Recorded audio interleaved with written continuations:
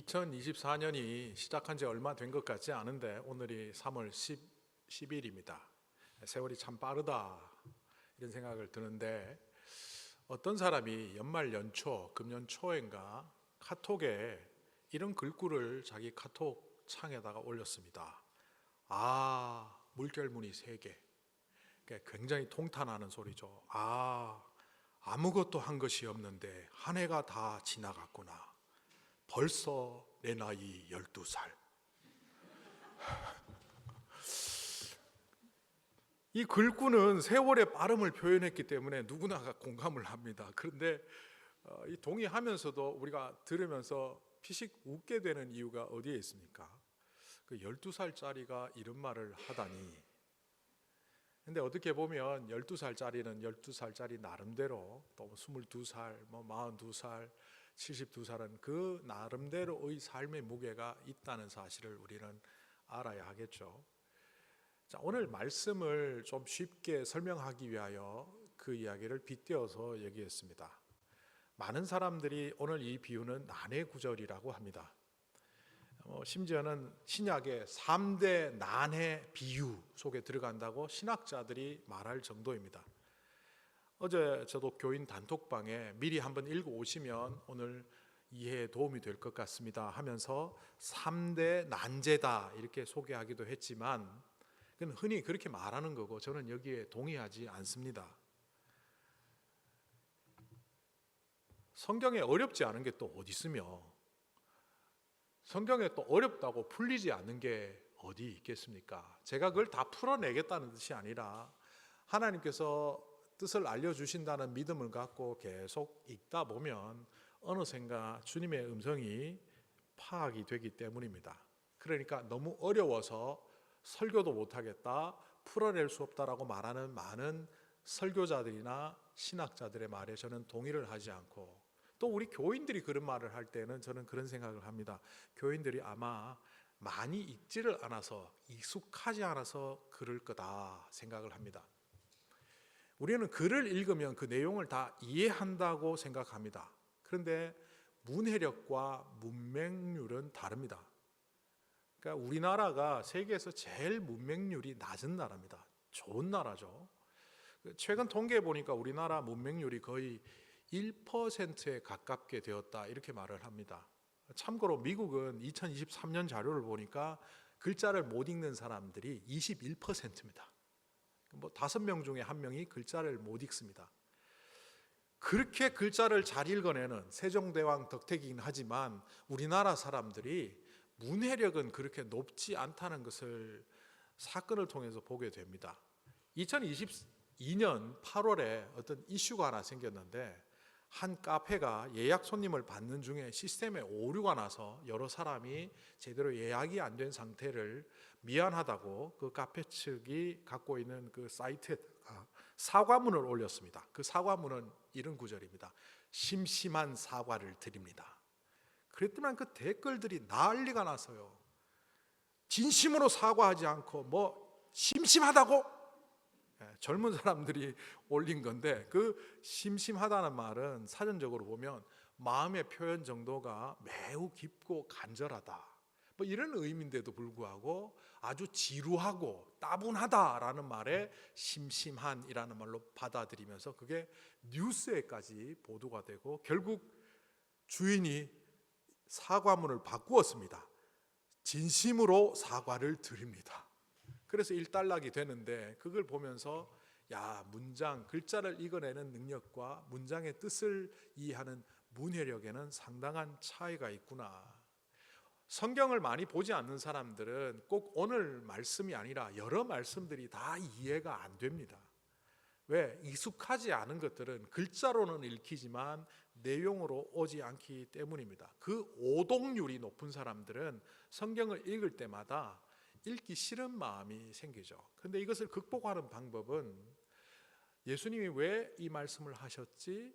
예수님이 누구에게 이 말씀을 하시는지 그리고 이 내용은 뭘까? 거기다가 전문가의 도움을 따라서 역사적인 배경, 지리적인 배경, 언어적인 배경을 조금 배우면 하나님의 말씀은 누구나 다 이해할 수 있는 말로 되어 있습니다.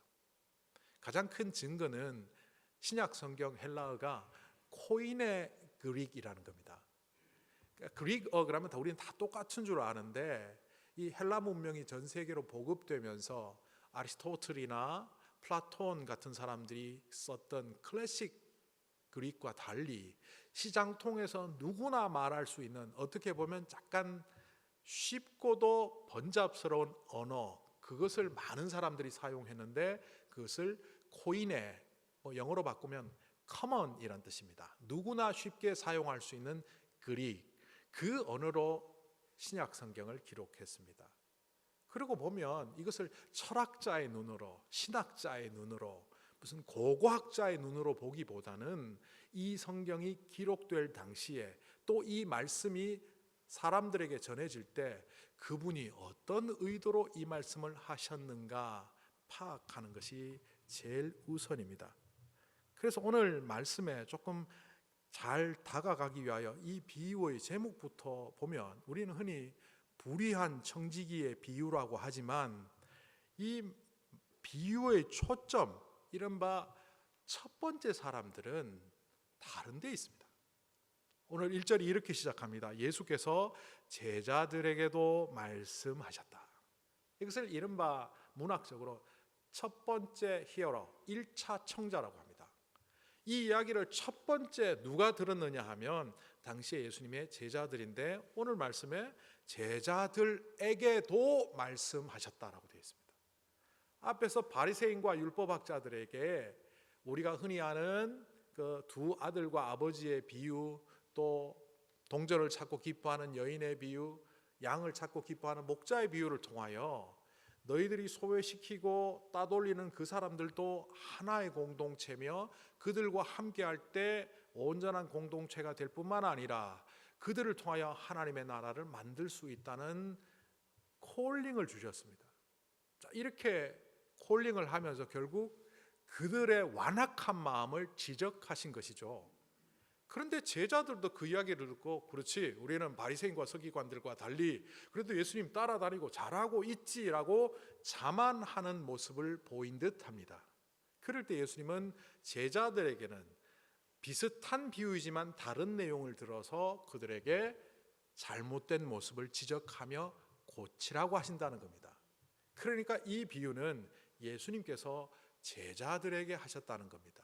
자, 그렇게 놓고 보니 이 비유는 불의한 청지기 비유라고 제목을 붙였지만 그 이야기의 전개가 어떤 부자가 있었는데 라는 이야기로 시작합니다. 그러니까 이 부자를 제대로 알지 못하면 그 다음에 나오는 청지기도, 또 여기 등장하지는 않지만 비유 속에 소문을 퍼뜨리는 마을 사람들에 관한 이해도 우리는 제대로 할 수가 없습니다. 그래서 오늘 이 비유 속에 등장하는 첫 번째 인물이자 중요한 인물인 어떤 부자에게 주목을 해보겠습니다. 이 부자라는 단어를 여러 말로 성경에서는 표현을 합니다. 마가복음에 등장하는 그 부자 청년, 우리가 부자 관원이라고 말하는 사람이 있죠. 예수님께 와서 영생을 얻으려면 어떻게 해야 됩니까? 네가 소유한 모든 것들을 팔아서 가난한 자에게 나눠주고 나를 좇아라. 그러니까 가진 것 때문에 염려하다가 예수님을 떠나갔던 그 사람은 오늘 여기에 부자라는 플루르시오스, 다르게 말하면 영어에 플루토스 있죠. 이 플루토스라는 말로 사용하지 않습니다. 플루스시아소나 플루토스나 그 어근이 비슷하기 때문에 이거 부자라는 말인데, 이거는 보통 부자들에게는 잘 안 붙입니다. 그래서 좀 전에 말했던 마가복음에 나오는 그 청년관은, 부유한 관원에게는 땅과 재물이 많았다 이렇게 표현합니다. 그러니까 조금 부자들은, 예전에 제가 항구 도시에서 어릴 때 살았는데, 야, 그 사람 참 부자야. 배가 몇 척이야? 배가 50척이 넘어. 그럼 되게 부자인 거죠. 땅을 많이 가진 도시에서는 그 사람이 땅이 얼마나 많은데 부동산 부자야. 그런데 진짜 재벌들을 말할 때는 그 사람 공장 몇 개 갖고 있어? 배는 몇 척 갖고 있고 비행기는 몇 척 갖고 있어? 이렇게 말하지 않습니다. 짧게 말합니다. 재벌이야. 그러니까 여기 플루시오스 혹은 플루토스라는 이 헬라어는 재벌이야, 요 말입니다. 반면 성경에 나오는 짜잘한 부자들은 그 사람 땅이 많았더라, 소유가 많았더라, 재물이 많았더라, 이렇게 표현해서 부자를 표현하고 있는 것을 볼 수 있습니다. 이 사람이 얼마나 부자일까? 플루시오스, 이거는 이제 플루토스라는 말로 왔는데 잘 아시겠지만 플루토스는 그 명왕성이라는 별을 지칭하는 단어죠. 근데 이 지구를 제외한 태양계에 있는 별들은 전부 그리스 로마 신화에 나오는 신들의 이름을 붙였죠. 그러니까 플루토스는 그 그리스 신화에는 하데스라고 나오는 부자의 신, 부의 신이라고 일컬어지는 하데스의 또 다른 이름이 플루토스입니다. 이것이 로마 시대 때는 부자라는 단어도 쓰였고, 그것도 엄청난 부자를 의미할 때 이 단어를 사용했습니다. 그가 얼마나 많았는지 오늘 말씀에도 한 단적인 증거 몇 가지가 나오죠. 그 사람이 여러 사람들에게 땅을 맡기고 재산을 맡기고 관리를 맡긴 것으로 보입니다. 그 중에 두 사람의 이야기가 오늘 말씀에 나오는데, 얼마나 빚졌냐, 얼마나 주인에게 갖고 와야 되느냐, 장부에 들여다보니까 100말의 기름이 있는데 있다고 합니다. 또 한 사람은 100섬의 밀을 갖고 있다고 합니다. 이걸 환산해 보면 100말은 1000데나리온이고 100섬의 밀은 2500데나리온 정도가 됩니다. 당시 화폐 가치로 말입니다. 그러니까 1000데나리오면 노동자가 3년을 전혀 쓰지 않고 3년에서 3년 반을 일해야 되는 연봉입니다. 2500데나리온은 거기다가 훨씬 더 높겠죠. 이 두 사람의 예를 들어서도 몇 명의 사람들이 몇 년의 연봉을 모아야만 되는 그 비용을 이 사람은 쉽게 취할 수 있는 사람입니다. 그런데 이 부자들이 당시의 문헌들을 찾아보면 명망을 듣는 것을 좋아했습니다. 존경받는 것을 좋아했습니다.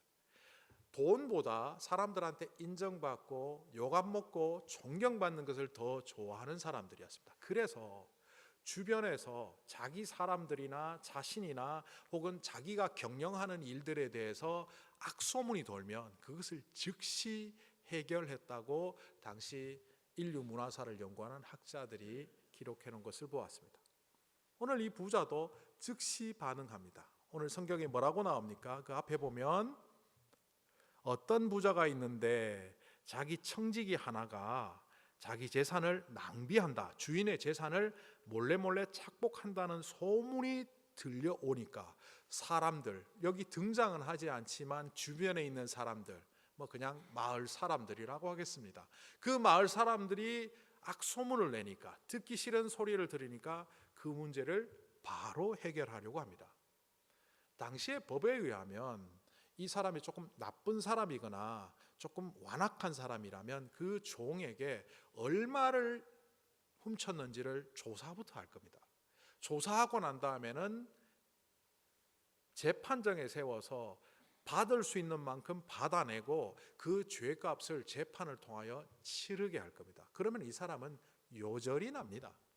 그런데 오늘 이 사람은 낭비한다는 소문을 듣고 그를 불러서 말합니다. 너 착복했다면서? 그러니까 이제 그만둬. 여기 보면 이런 말이 나옵니다. 어찌된 일인가?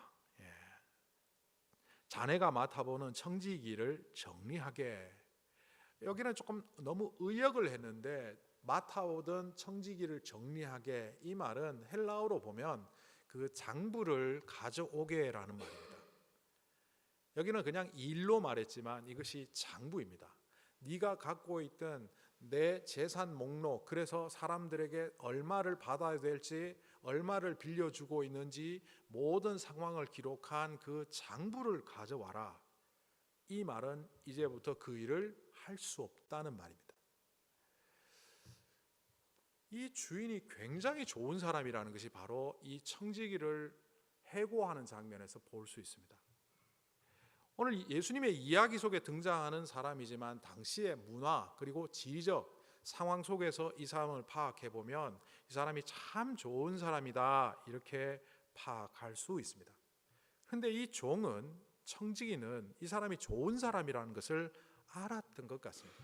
그러니까 악용하는 거죠. 근데 이 종은 그러면 어떤 사람이냐 보니까 이 종은 굉장히 똑똑한 사람입니다. 제가 그 관심 있게 보는 책들이 뭐 있는데 그 중에서도 범죄 심리학자들이 써놓은 책입니다.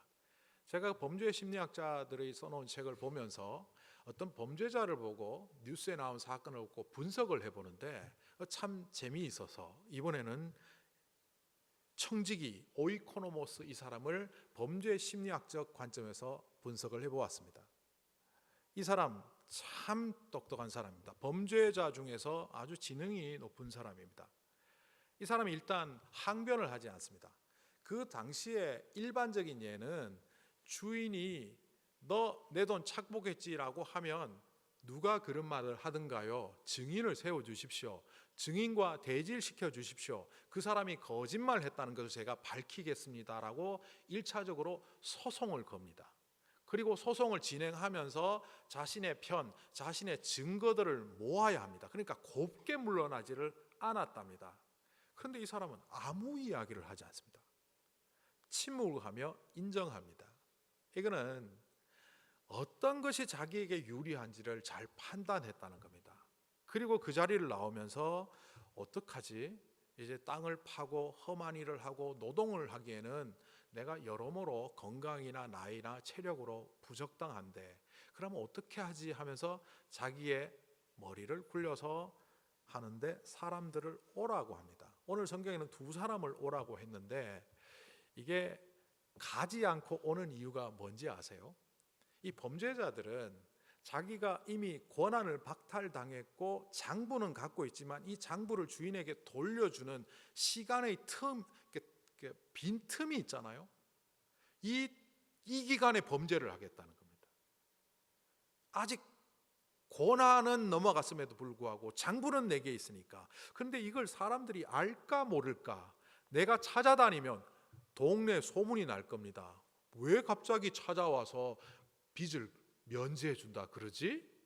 그런데 와서 이 사람이 오나 안 오나 아나 모르나 그걸 확인하면서 장부에 이미 알고 있는데도 불구하고 빚이 얼마입니까? 만약 그 사람도 눈치채고 있다면 오지 않았거나 와서도 얼만데요? 왜 그러는데요? 이렇게 나왔을 겁니다. 근데 고지고대로 기름이 100마리입니다. 밀이 100섬입니다. 아 그래요? 내가 50을 감해줄게요. 20을 감해줄게요. 쓰십시오.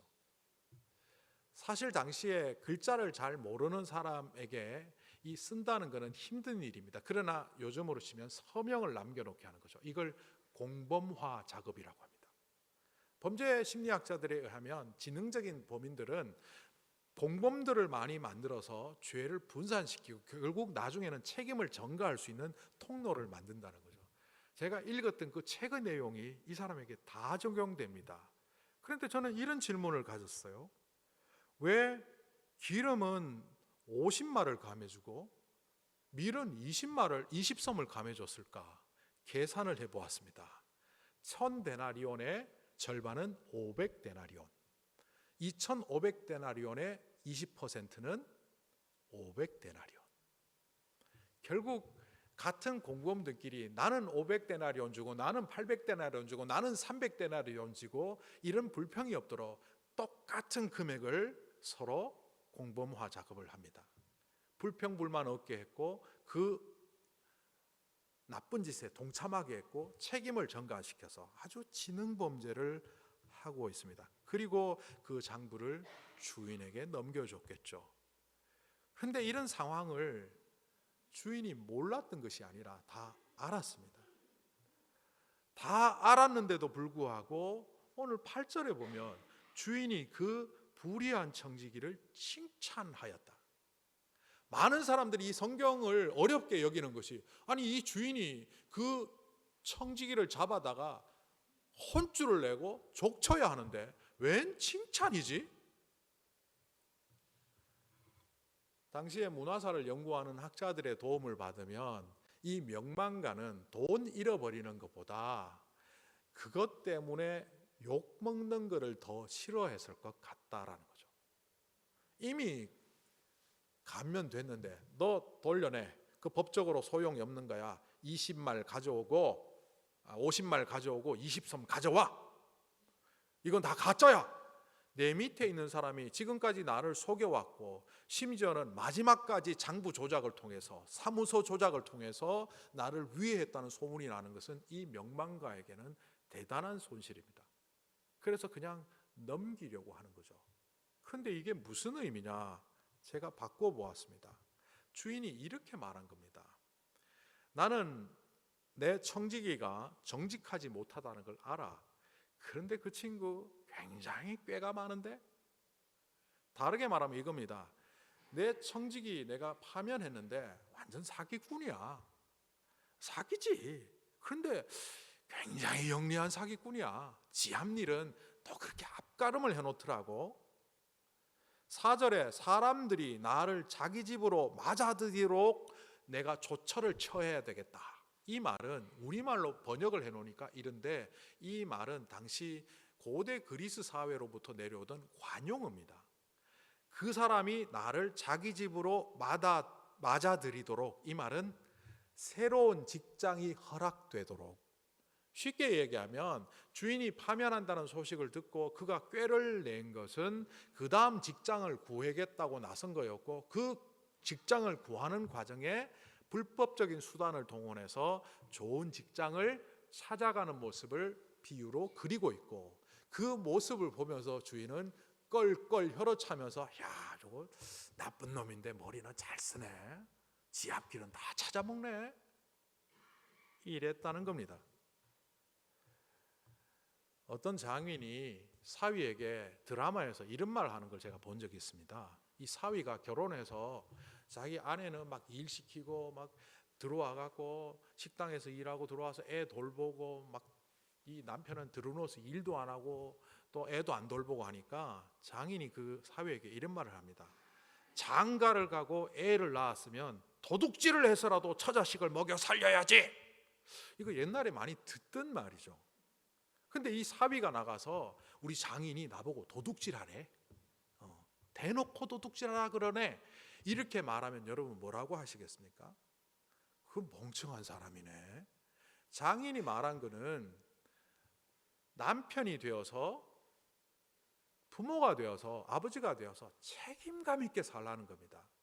더 나아가서는 그 책임감을 발휘해서 아주 험한 일이라도 가서 몸이 부서지라 일해서 처자식 먹여 살려라, 이 말이지. 이게 도둑질하라는 말이 아니지 않습니까? 그런데 4세기에 유명한 한 사람이 있습니다. 이 사람은 예수를 믿다가 배교를 했습니다. 율리아누스라는 사람입니다. 이 율리아누스라는 사람이 뭐라고 말했는가 하면, 자기가 기독교를 떠난 이유가 여러 가지 있지만 누가복음 16장에 이 불의한 청지기 비유라고 하는 이걸 딱 듣는 순간 예수님은 제자들에게 거짓말하라고 가르쳤고 도둑질하라고 가르쳤다는 거예요. 그래서 나는 도둑질도 하기 싫고 거짓말도 하기 싫어서 예수 안 믿는다, 이러고 떠들고 다녔어요. 이 기록에 있습니다. 제가 그걸 보는 순간 참으로 멍청하도다, 문해력이 꽝인 거예요. 그러면 오늘 이 비유를 통하여 예수님이 하시고자 하는 것은 뭘까요? 자, 이 질문을 잠시 내려놓고 그 다음에 우리가 또 불편해하는 게 뭐냐면, 첫 번째가 불의한 종을 막 칭찬하시는 예수님의 이야기가 이해가 안 돼서 불편했고, 두 번째는 9절에 근호로 내가 너희에게 말한다. 이건 예수님이 비유 밖에서 말씀하시는 거예요. 불의한 재물로 친구를 사귀어라. 그래서 그 재물이 없어질 때 그들이 너희를 영원한 초소로 맞아들이게 하여라. 지극히 작은 일에 충실한 사람은 큰 일에도 충실하고 지극히 작은 일에 불의한 사람은 큰 일에도 불의한다. 너희가 불의한 재물에 충실하지 못하였으면 누가 너희에게 참된 것을 맡기겠느냐. 9절부터 11절 사이에 불의한 재물, 불의한 사람, 뭐 이런 이야기가 나오면서 불의한 재물로 친구를 사귀고 불의한 재물에 충실하라, 뭐 이런 이야기를 하셔서, 아니 불의한 재물에 왜 충실해야 돼? 왜 불의한 재물로 친구를 사귀어야 돼? 의롭고 바른 재물로 친구를 사귀어야지, 뭐 이런 질문이 나오죠. 그런데 이 불의하다는 말이 여러 번 나옵니다. 불의한 재물, 불의한 사람, 불의한 일, 뭐 이렇게 나오는데, 이 불의하다 혹은 불의한, 불의, 명사, 형용사, 동사로 쓰였어요. 우리말로 볼 때는 다 뭐 형용사처럼 보이지만 이 헬라어로 찾아보면 이게 다 같은 어원을 갖고 있습니다. 그래서 디카이오스가 의라는 뜻이거든요. 거기에다 R을 붙이면 아디카이오스 하면 불의가 됩니다. 이게 어떤 때는 형용사형으로 어떤 때는 동사형으로 이 문장 속에 쓰였는데 이 번역을 할 때 디카이오스라는 단어를 우리말로 1대1로 번역을 해버린 거예요. 근데 어떤 언어가 1대1로 되지 않지 않습니까? 영어의 boy라는 단어가 소년으로 1대1로 대치되지 않지 않습니까? 그래서 이 불의한이라는 말을 우리나라라는 말에 맞게 의역한 성경을 제가 찾아보니 공동번역 개정판입니다. 제가 불의라는 말의 다른 번역을 좀 세게 읽을 테니까 한번 들어보십시오. 그 정직하지 못한 청지기가, 불의한을 정직하지 못한으로 했습니다. 그 일을 약삭빠르게 처리하였기 때문에 주인은 오히려 그를 칭찬하였다. 새 속의 자녀들이 자기네들끼리 거래하는 데는 빛의 자녀들보다 더 얕다. 예수께서 말씀을 계속하셨다. 그러니 잘 들어라. 새 속의 재물로라도 친구를 사귀어라. 그러면 재물이 없어질 때에 너희는 영접을 받으며 영접한 집으로 들어갈 것이다. 지극히 작은 일에 충실한 사람은 큰 일에도 충실하며 지극히 작은 일에 부정직한 사람은 큰 일에도 부정직할 것이다. 만약 너희가 새 속의 재물로 다투는 데에도 충실하지 못한다면 누가 참된 재물을 너희에게 맡기겠느냐. 이 불의하다는 말을 사람에게는 부정직하다라고 번역을 했고 재물에게는 새 속의 재물이라고 번역했는데 저도 여기에 동의합니다. 그러니까 이게 제대로 된 번역이에요. 예수님께서 하신 말씀은 이겁니다. 불의한 재물로 친구를 사귀어라, 불의한 사람으로 충성하라, 이게 아니고 약삭빠르게 부정직하게 살아가는 사람조차도 자기 앞가름을 할 줄 알거늘 너희는 의를 붙잡았다고 하면서 자기 앞가름도 못하냐? 너희가 제자라고 말하면서 세리와 죄인들과 바리새인과 서기관들을 통하여 내가 비유를 말할 때 그걸 나와는 무관하다 여기며 낄낄대고 있는데 너희들 또한 바리새인과 서기관과 같이 다른 사람 차별하지 않았니? 정신 좀 차려라 이 말인 거예요. 그러면서 예수님께서는 충실한 삶을 살기를 바라시는 거예요. 결국 이 비루한 부정직한 청지기의 비유를 통해서 예수님이 하시는 말씀은 그 부정직한 사람도 나름대로 충실한 삶을 살려고 발버둥을 치는데 의를 붙잡은 너희들이 왜 그렇게 게으르냐? 왜 너희들이 의를 붙잡았다고 구원받았으니 이제는 내 마음대로 살아도 돼, 하나님께서 나를 구원하셨으니 뭐 그냥 대충 살아도 나는 천국 갈 거야, 왜 이러고 있니라는 말로 들려옵니다. 그러면서 이렇게 예수님은 말씀하시죠. 작은 것에 충실한 사람에게 큰 것이 허락되고 세속의 재물을 버는데도 충실했듯이 하나님의 일에도 그렇게 충실한 삶을 살아갈 때 하나님의 큰 일을 맡기시게 된다. 그러니 너희 앞에 보이는 재물에 현혹되어서 잘못된 충실을 하지 말고 하나님의 뜻을 따라 온전한 충실을 살아가는 사람이 되라. 그래 가르치십니다. 이 구절을 듣고는 14절에 돈을 좋아한 바리새파 사람들이 비웃습니다. 아니 돈 없이 어떻게 살아? 이 또 멍텅구리들입니다. 예수님의 말씀을 듣고 돈과 하나님을 대비하면서 돈이 마음의 중심에 오지 않고 하나님이 우리의 중심에 오는 충실한 삶을 살라는 말씀을 하셨는데 이들은 그 말을 곡해해버리고 예수님을 비웃고 있는 겁니다. 고린도전서 4장 2절에 맡은 자에게 구할 것은 충성이라 이런 구절이 있습니다. 여기 맡은 자라는 말이 과거에 청지기라고 했죠. 오늘 성경에 나오는 이 청지기 오이코노모스, 그 맡은 자가 오이코노모스입니다. 이 오이코노모스는 종이라고 번역하면 안 됩니다. 옛날에 우리나라의 대지주들이 수많은 땅을 혼자 관리할 수 없어서 그 지역마다 마름이라는 사람을 세웠습니다. 한 10명의 농부를 혹은 20명의 농부를 관리하는 거예요. 소작농들을. 그리고 이 마름을 다시 관리하는 대마름이 있었습니다. 이 대마름이 주인과 직통하면서 모든 일들을 관장했습니다. 이 대마름은 소작농 한 사람 좀 잘라낼 수도 있고 다른 사람을 그 자리에 넣을 수도 있고 너는 오늘부터 10분의 1만 바쳐 라고 말할 수도 있고 너는 20분의 1 바쳐, 너는 5분의 1 바쳐, 양을 조절할 수 있는 권한이 있었습니다. 오이코노모스는 단순한 종이 아니라 주인을 대신해서 대리인으로 세워진 막중한 책임과 권한이 있는 사람입니다. 그래서 이 사람을 어떤 곳에서는 재정 투자 전문가라고 번역하기도 합니다. 성경 외에서는요. 큰 왕족의 전 재산을 관리하며 배를 띄우고 노예를 사오고 농장을 운영하는 그 총괄하는 임무를 오이코노모스가 갖고 있었습니다.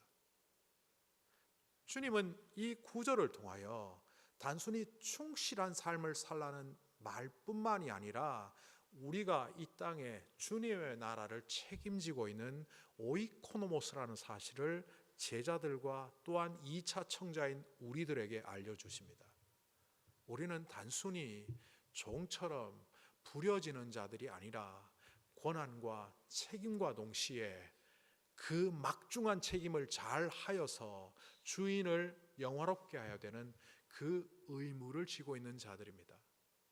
그럼에도 불구하고 우리는 새 속에 물들어서 어떤 때는 게을러지고 어떤 때는 하나님이 아닌 맘몬을 따라다니며 그것을 우리의 주인처럼 섬기는 삶을 살 때 오늘 이 말씀은 추상같이 우리에게 다가올 겁니다.